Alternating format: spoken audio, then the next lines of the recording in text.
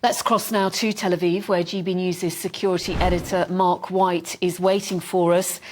Good morning, Mark. It feels like for a number of days now we've kept talking about this ground invasion being imminent.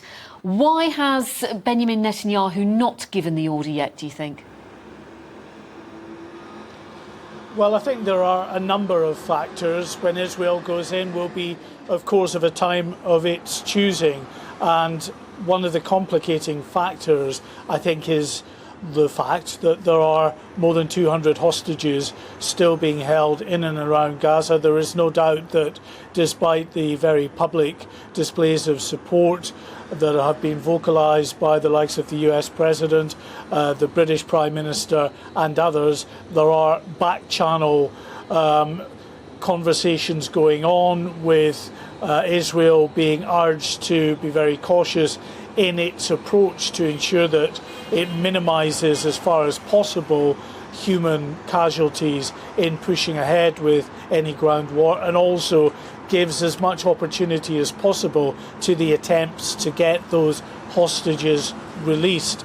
In terms of the operation at the moment, what we're seeing is no let-up and in fact an intensification in the Israeli airstrikes with a view to trying to degrade Hamas. But Israel has said that those operations are being hampered by what they say is Hamas cynically exploiting civilians to put rocket launchers right next to sensitive sites, and they've produced some photographic evidence that they put out that they say shows these rocket launchers right next to, in one instance, a kindergarten, also next to some schools, rocket launchers next to a UN compound and a mosque as well. So that is a complicating factor. There are still hundreds of thousands of people up in northern Gaza who have either decided that they want to stay or have been prevented from leaving the IDF, say, by Hamas. So a very complicated picture, very difficult for Israel to try to degrade Hamas at the moment while there's still so many civilians around. But they say they've got to do that it is a vital component in the next phase of the ground war, that it can't go ahead without trying to limit Hamas's ability to have booby traps and other traps waiting for those Israeli troops when they go in to Gaza. As you say, Mark, a complicated picture. And it was a night of action from the IDF, wasn't it, ramping up their airstrike attacks in the West Bank, Gaza and also southern Lebanon. So there are concerns now that this could open up a third front in this conflict.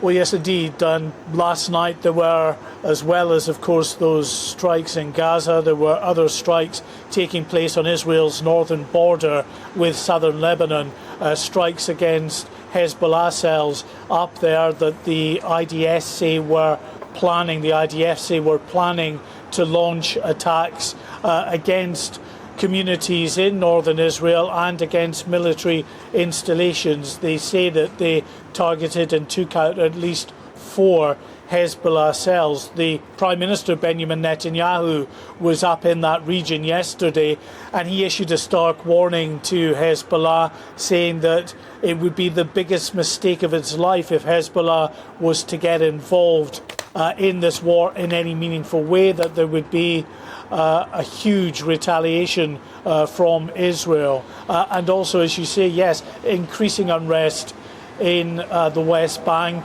with a mosque that was struck in Jenin. Now, the IDF say that mosque was targeted, not the mosque directly, but a compound underneath the mosque that was being used by Islamic Jihad terrorists, again, according to the IDF, to plan an imminent terrorist attack. Mark, some good news in that a second convoy carrying humanitarian aid, food, water supplies, medical supplies, that has gone in. And President Biden says there will now be continuous aid into Gaza. Yes, there was a phone call between US President Biden and Prime Minister Netanyahu yesterday, which the White House claims that both men agreed to the continuation of these aid supplies in. But it is a trickle at the moment, just 34 aid trucks that have come over the Rafah crossing, that border between Gaza and Egypt. Now that is just 4% of the normal aid supplies that would come across that border into Gaza. But there are some real concerns that Israel has that many of the supplies will fall into the hands of Hamas, because quite simply Hamas controls Gaza, and anything going into Gaza is therefore potentially under the control of Hamas, and particularly fuel supplies. They have not been going into Gaza as yet, because Israel believes that the second fuel trucks start going into Gaza,